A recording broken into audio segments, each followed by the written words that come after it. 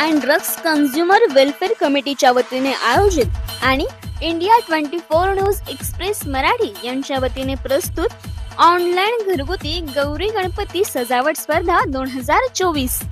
स्वागतम सुस्वागतम मित्र हो, गेली कित्येक दशके गणपती आरासाच्या माध्यमातून समाजातील काही विशिष्ट विषयांवर प्रकाश टाकून समाज प्रबोधनाच्या कामाचा वसा श्री गणेश कृपेने आम्ही अविरतपणे करीत आहोत। यंदाही एक गंभीर विषय आम्ही मांडण्याचा प्रयत्न करीत आहोत।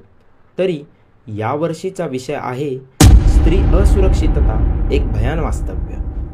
आज 21व्या शतकातील स्त्री आपल्या कर्तृत्वाने उंच आकाशी झेप घेत आहे, सर्व क्षेत्रात स्वतःला सिद्ध करीत आहे, पुरुषांच्या बरोबरीने चालत आहे। या स्त्रीची अनेक रूपे आहेत। कधी ती आई, तर कधी ती ताई असते, तर कधी ती चांगली मैत्रीण, तर कधी सुखदुःखात साथ देणारी पत्नी असते। आजची ही स्त्री शिक्षणाने व कर्तृत्वाने स्वावलंबी झाली, तरीही ती सुरक्षित आहे का? घटनाकारांनी 72 वर्षापूर्वी या देशातील नागरिकांना समान अधिकार दिले। आज देशभरात भारताच्या स्वातंत्र्याच्या 75 वर्षपूर्तीचे सोहळे साजरे होत आहेत।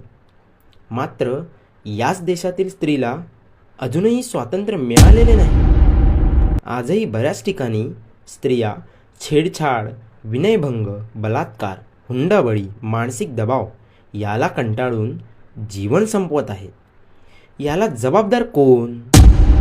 गेल्या 2 वर्षात आपल्या देशात महिलांवर होणाऱ्या अत्याचारांचा उच्चांक वाढला आहे। अजाण बालिका, अल्पवयीन मुली, मध्यमवयीन महिला वासनांध विकृतीला बळी जाण्याकरिता कोणत्याही वयाचा अपवाद नाही।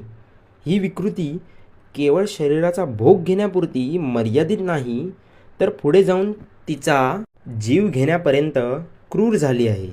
देशाच्या कानाकोपऱ्यात स्त्रियांवर अत्याचार होत आहेत।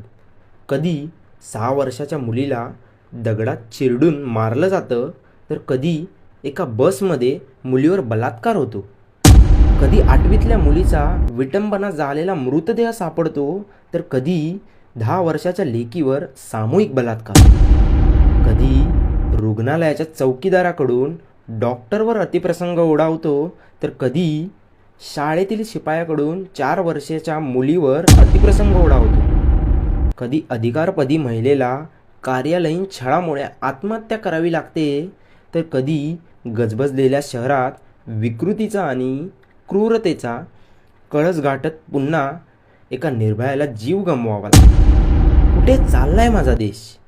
मोगलांच्या सुनेला साडी चोळी देऊन तिचा सन्मान करणाऱ्या शिवरायांचा, समानतेचा अधिकार देणाऱ्या डॉक्टर बाबासाहेब आंबेडकरांचा आणि महिलांना सक्षमते